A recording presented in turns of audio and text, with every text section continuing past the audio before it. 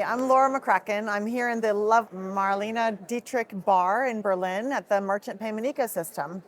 And I have been tasked with trying to refute some common myths. And I've been enlisting some of our favorite speakers to help me with these top 10 lists. Now I'm lucky enough to have Scott Frisby here, who is head of strategy at Elevon. Thank you. Thank you for coming and joining me. I'm pleased to be here. Excellent. Now I've selected a tough one for you. All right. Okay. I'm ready. Are you ready for this? I'm ready. He's the head of strategy, so I figure he can do anything. Right? I'm just about to be humiliated. No, it won't be that bad. Okay, myth number one. Yeah. Social commerce will never take off in Europe. And you have three choices. Okay. You can say it's true, it's Yeah. false, or it's complicated.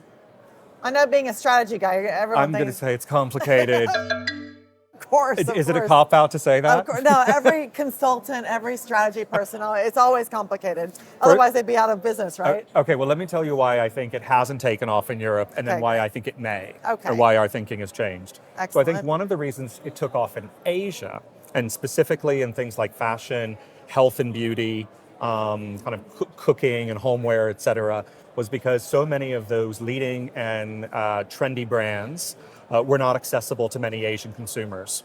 So a lot of those top brands didn't have the same retail footprint that you had in Europe. Mm-hmm. So when you had super fast broadband and when you had the explosion of social media, what social commerce, it was destined to take off there because that would be for many younger consumers, that might have been their only opportunity to purchase those items.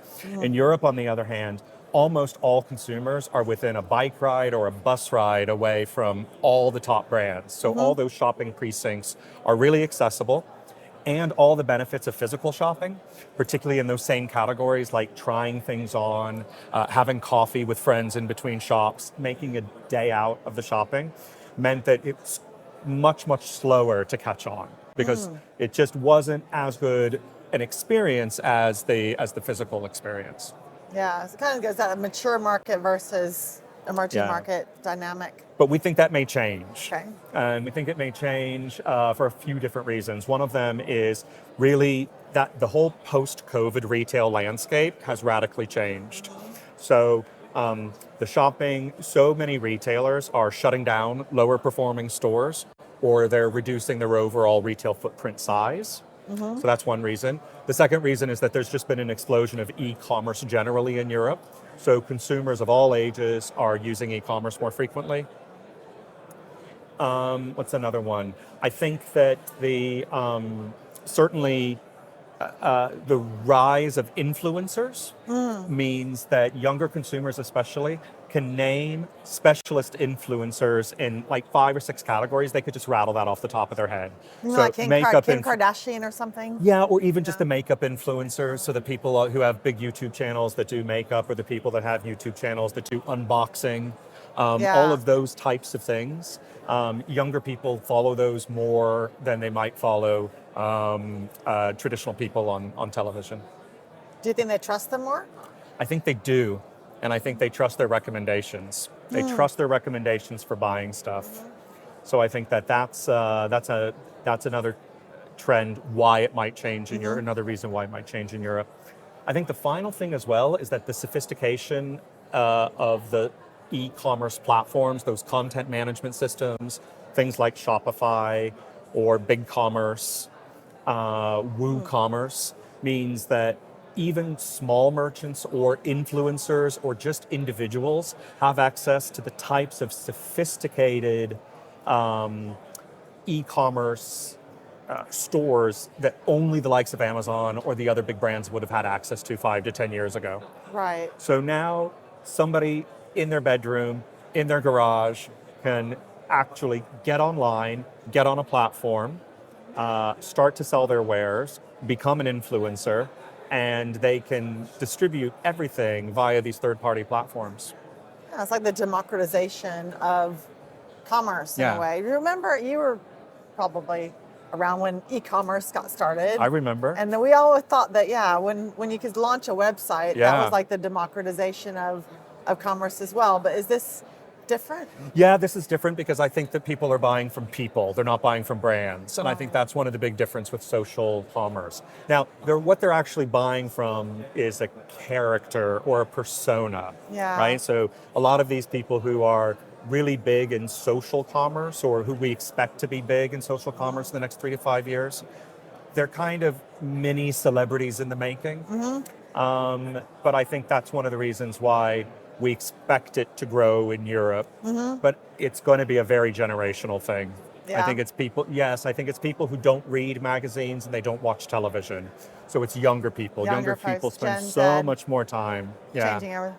Yeah, yeah. And I guess, yeah, to your point, it's like they don't have to start a website anymore. They can just go launch their page on Instagram or YouTube Yeah. or TikTok or, Yeah. right? So the really interesting would be to see whether or not the platforms themselves integrate a commerce function in there. And we've seen some stop-start there. Do you remember Twitter wanted to have this kind of checkout experience, and we've heard that they still kind of want to turn into a super app. But what we think is the likeliest manifestation of it in Europe is someone going on to Instagram, someone going on and doing a live on Twitch, on Facebook, on Instagram, and then allowing people to click on in the chat, and then they direct them onto their online store. And that online store is going to be something like a BigCommerce, a Shopify, Yeah. WooCommerce, Squarespace. And then all that fulfillment is done by third parties. All of the logistics is done by third parties. We see it, we're waiting for it to happen. Okay. I think all the pieces are there.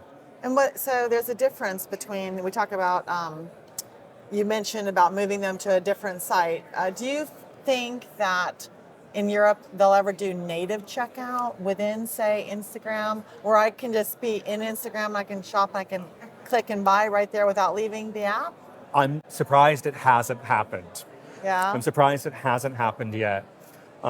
So the skeptic in me says, well, if all of the puzzle pieces are there and the solution is there and a really, really good example of how it works is available for all of us to see in Asia, why hasn't it happened? There must be some other thing that Is it trust?